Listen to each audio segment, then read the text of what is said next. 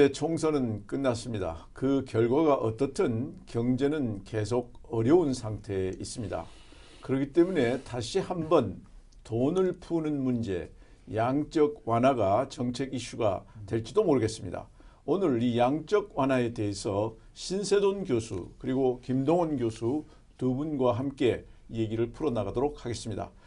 우선 신 교수께서 양적 완화 이 개념이 뭔지 그리고 왜 이런 것이 최근에 이슈가 되는지 좀 말씀해 주시죠. 그 한 나라의 중앙은행은 그 나라의 통화량과 금리를 조정하는 두 기능을 가지고 있는데, 역사적으로 보면 통화량을 조절하는 그러한 통화정책을 수행을 해오다가 1986년도서부터 미국을 주도로 해서 통화정책을 금리 관리 정책으로 바꿨어요. 그게 한 30년 하다 보니까 그동안 금리가 계속해서 내려왔거든요. 이제 더 이상 내릴 수가 없는 거죠. 그러니까 금리를 더 내릴 수 없는 한계 상황이 오니까 보조적인 수단으로 돈의 양을 좀 누려보자.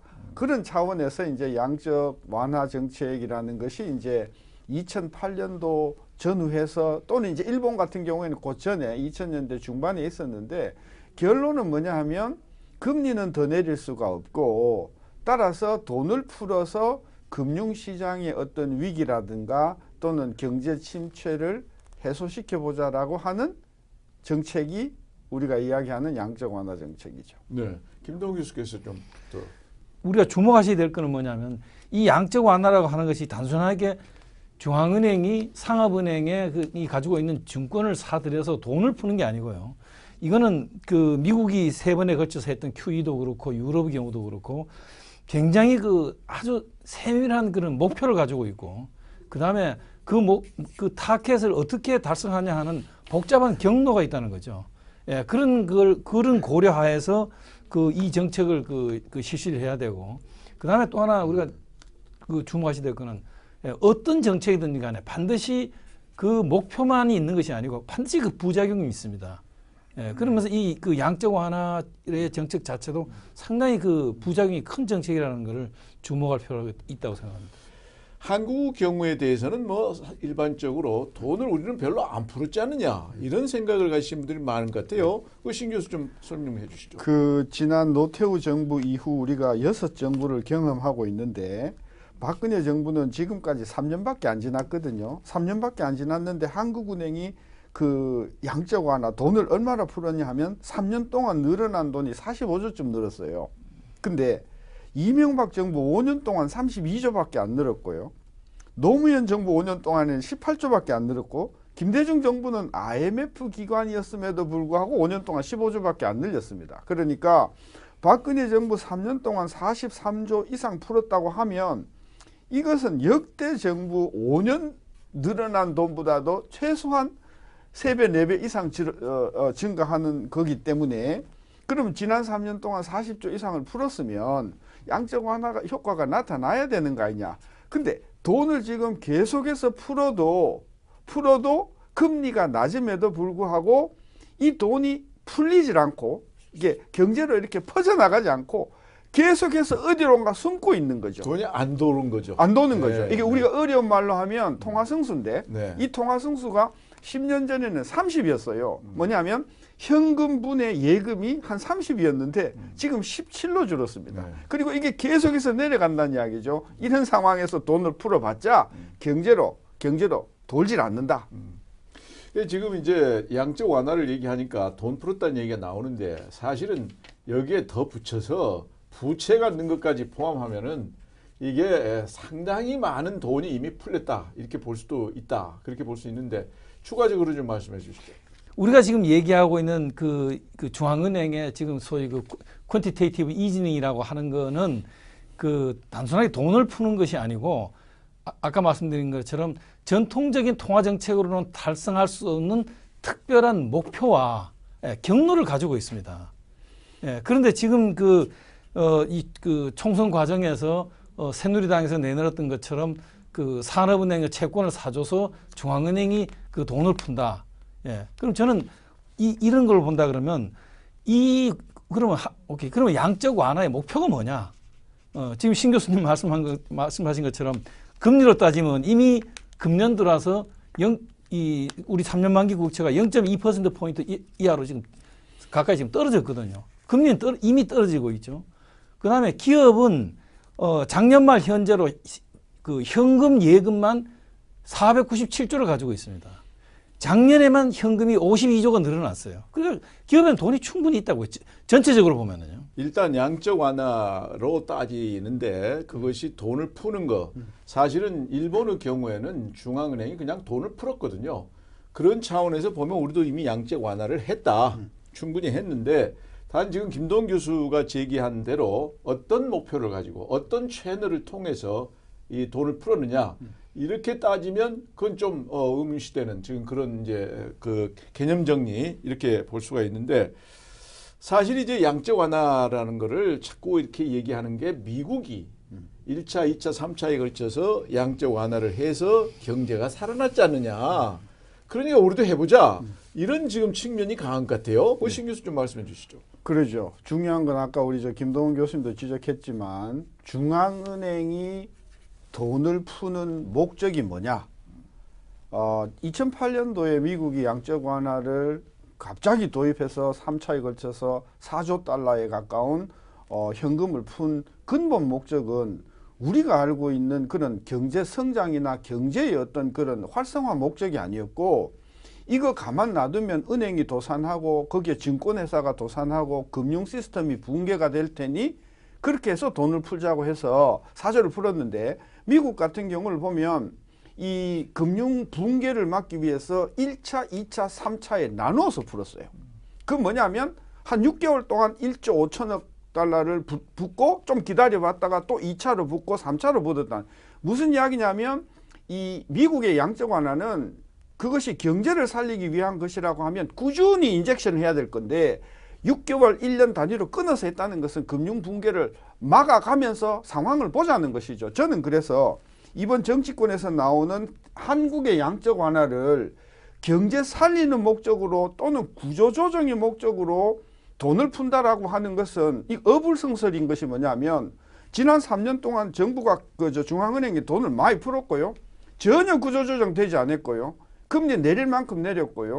따라서 한국은행이 그 구조조정을 위한 소위 말하는 금융중개지원제도라는 게 있어요. 발권력을 동원해가지고 중소기업이 제대로 굴러갈 수 있도록 하는 그 기능을 그쪽으로도 돈이 많이 풀렸음에도 불구하고 이게 경제가 전혀 목적한 바대로 되지 않았다는 이야기는 한국의 양적 완화가 첫째 목표가 성장을 목적으로 하는 거라면 이거는 무효하다. 효과가 없다. 그러면 금융 시스템이 붕괴가 될 거냐? 금융 시스템이 붕괴가 되는 차원에서의 어떤 그런 양적 완화는 아직은 필요하지 않은 단계가 아닌가. 근데 미국 경우에는 돈을 풀어가지고 경제가 다시 살아났다. 이렇게 평가하는 사람들이 많이 있거든요. 그 수치를 보면 그러지 않죠. 2008년서부터 2015년까지 7년 동안 미국의 경제 성장률은요. 연율로 보면 2%입니다. 계속해서 2%예요. 물론 이렇게 이야기할 수 있겠죠. 그만큼 돈을 풀었으니까 더 내려가지 않았다. 이렇게 이야기할 수는 있겠으나 돈을 풀었기 때문에 경제가 살아났다. 이렇게 이야기하는 것은 저는 좀 어폐가 있다. 따라서 금융시장 안정 효과만 있었다. 저는 금융시장에 김동훈 교수 말씀. 예, 그 2008년 11월에서 2009년 3월까지 있었던 1차는 그런 그 금융시장의 붕괴를 막기 위한 그런 대책으로서는 굉장히 그 효과적이었다 그렇게 평가가 되고 있습니다. 그런데 2010년 11월부터 2011년 6월까지 있었던 그 2차에는 이 장기국채를 매입했는데 그때부터 이제 약효가 이제 떨어지기 시작을 했고요. 3차로 12년 9월부터 14년 10월까지 주로 이제 주택 저당 채권을 매입을 했는데 이 역시 그 효과가 상당히 그 낮은 것으로 그렇게 평가가 되고 주목하셔야 될 거는 이 과정에서 이 QE의 작용으로 해서 금리를 떨어뜨리고 유동성이 나가서 그 이익을 누가 가져갔냐 하는 거죠. 이 과정을 통해서 미국은 정말 이제는 그 돌아올 수 없는 강을 건넜다고 할 만큼 이것이 이 증권시장을 통해 가지고 그 분배 구조를 심각하게 악화시킨 그런 결과를 가져왔습니다. 그러니까 간단히 얘기해서 1차, 2차, 3차 전체적으로 봐서 1차 양적 완화는 금융시장 안정에 큰 효과가 있었고 2차, 3차는 사실은 큰 효과가 별로 보이지 않는다. 그러나 그 과정에서 주식값이 많이 올라가지고 결국 주식을 가진 사람들 쪽으로 부의 편중 효과가 더 크게 생겨서 양극화가 더 심화되는 그런 부작용이 있었다. 지금 그렇게 그렇습니다. 보여주는 거죠.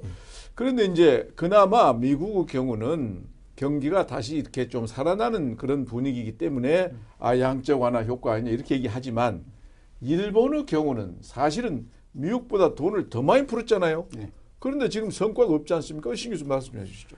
일본의 경우는 그 미국이나 EU에 비해서는 소위 말하는 서브프라임 위기 이후의 양적 완화는 굉장히 늦었어요. 그러니까 2008년에 서브프라임 위기가 있었는데 일본이 대대적으로 양적 완화를 추진하기 시작한 것은 2013년, 12년 그 저간이거든요.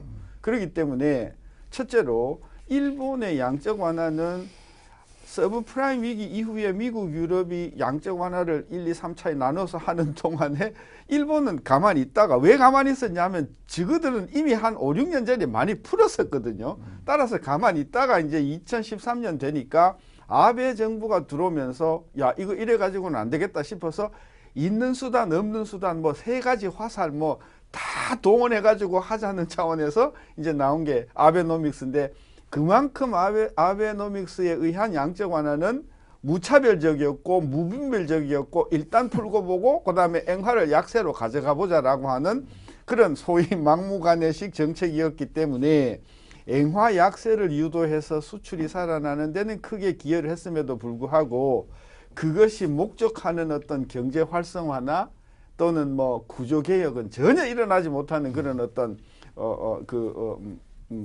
맹점에 거의 부닥친 것이 실패했다 지금 그렇게 이제 평가할 수. 양적 완화도 있는데. 일단 저는 실패했다고는 생각하지 않습니다.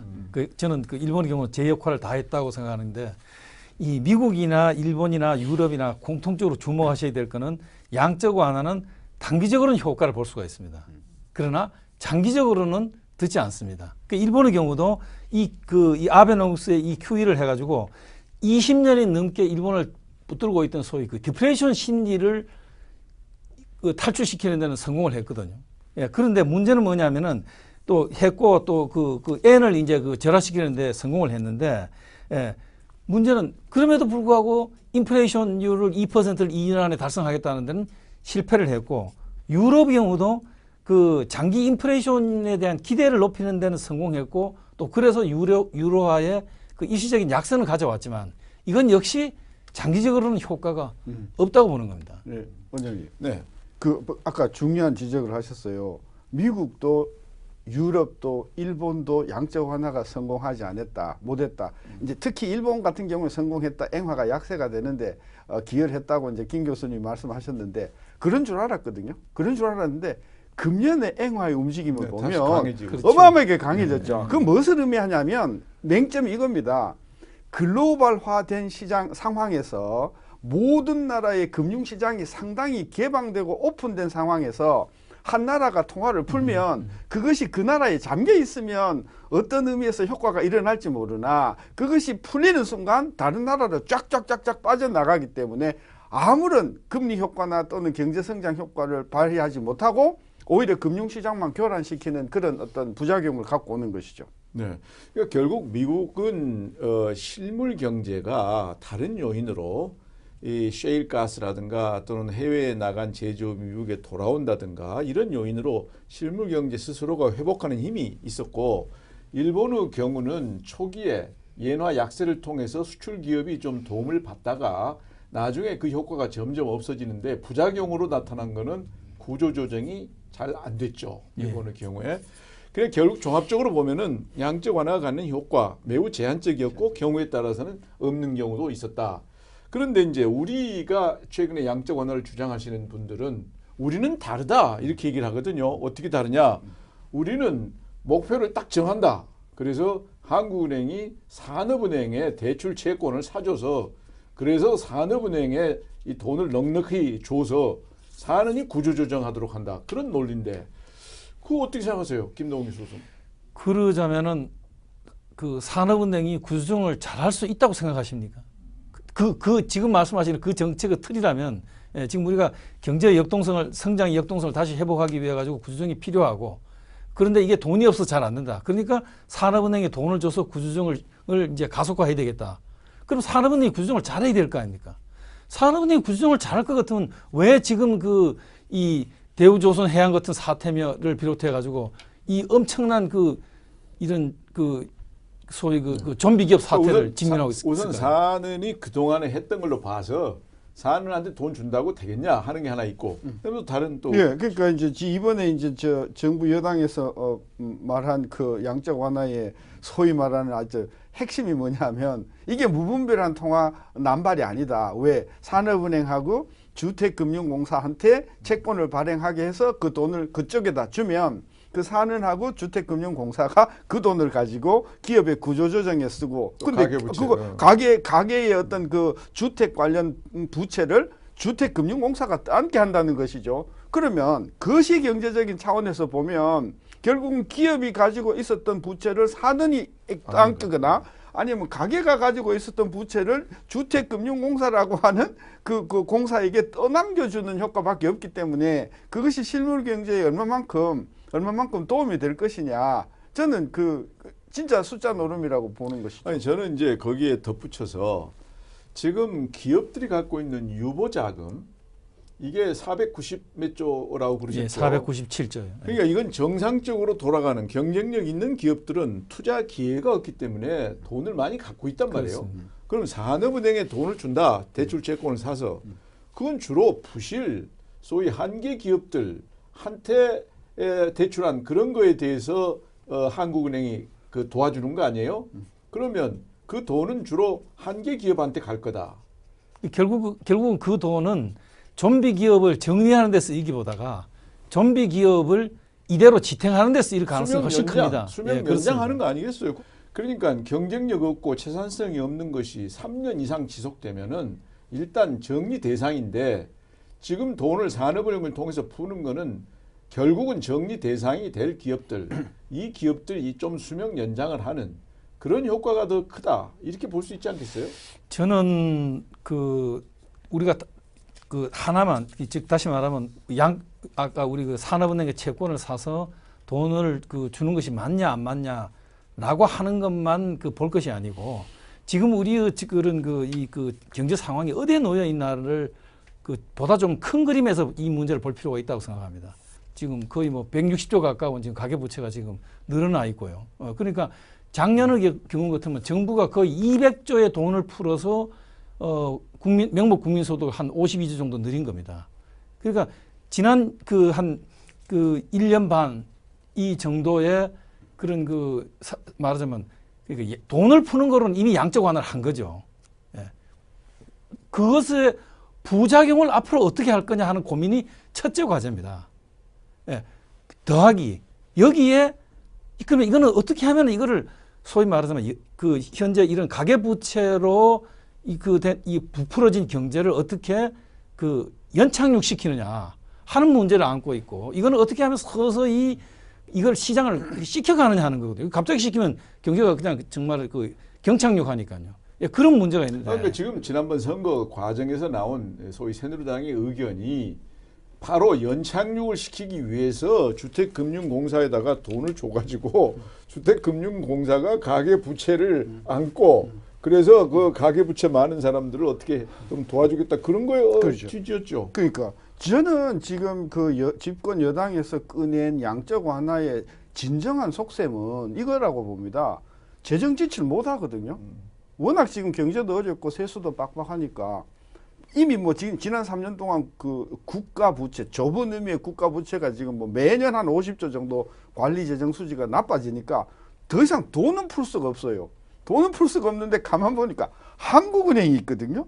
그리고 산업은행은 채권은 아무리 걔네들이 부채가 늘어나도 이거는 국가 부채로는 안 잡히거든요. 그러니까 이 집권 여당 차원에서는 뭔가 이 탈출구를 이 국가 부채를 늘리지 않고 뭔가 해볼 수 있는 방법이 결국 한국은행하고 산업은행 같이 애꿎은 금융기관들을 끌어다가 말하자면 같이 부실화시키는 이런 노름이다. 그러니까 문제는 본질을 해결해야 되는데 그렇죠. 가계 부채라면은 가계 부채를 안고 있는 사람이 그걸 점진적으로 갚아 나갈 수 있도록 해주는 게 본질이고 부실 기업의 문제는 조정을 해서 그것이 경쟁력을 갖도록 또는 경쟁력이 전혀 불가하면은 그 산업 그 기업은 정리하도록 하는 게 정상인데 지금 식으로 하면은 결국은 본질 문제 해결은 안 되고 임시미봉적으로 연착륙하는 것처럼 이 착각을 하게 하는 그런 효과만 주는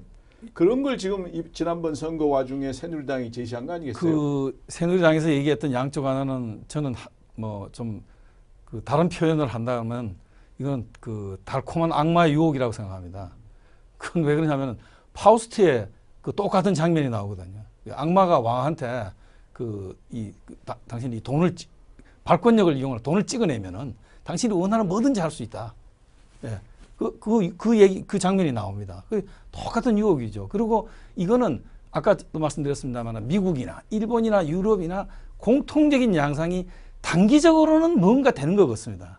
그러나 장기적으로는 수습할 수 없는 부작용을 낳습니다. 그러니까 정치는 단기니까. 그러니까 이건 악마 유혹입니다. 정치는 전부 단기 아니에요?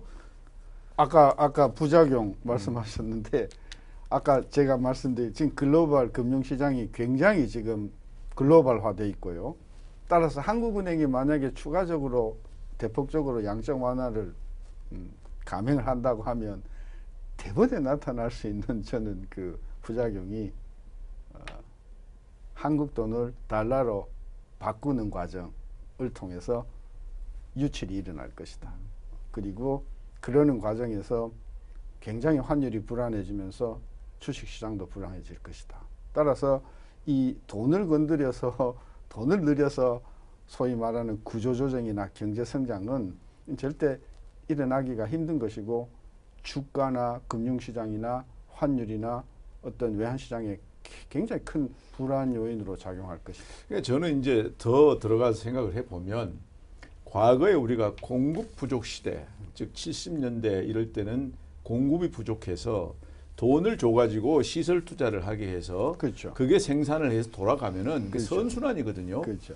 그런데 지금은 전체적으로 공급 과잉 시대란 말이죠. 그렇죠. 이 공급 과잉 시대에 돈을 풀어가지고 문제를 해결하려고 70년대식 접근을 하기 때문에 문제가 있다. 일단 저는 그런 생각이 좀 공급 들고요. 과잉에서 말씀하시는 그 실물의 공급 과잉뿐만이 아니라 유동성의 공급 과잉이 이미 지금 존재하는데 이런 상황에서 돈을 더 부어버리면 굉장한 지금은 문제가 돈의 양의 문제가 아니고 돈이 돌지 않는 게 문제거든요.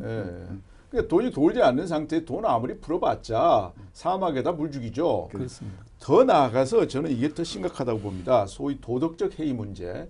내가 열심히 일해서 부채를 줄이려는 노력이 저한테 있어야 되잖아요. 개인도 그렇고 기업도 그렇고. 그런데 부채가 많아지면 그냥 그건 전부 정부가 돈 풀어서 해결해 준다.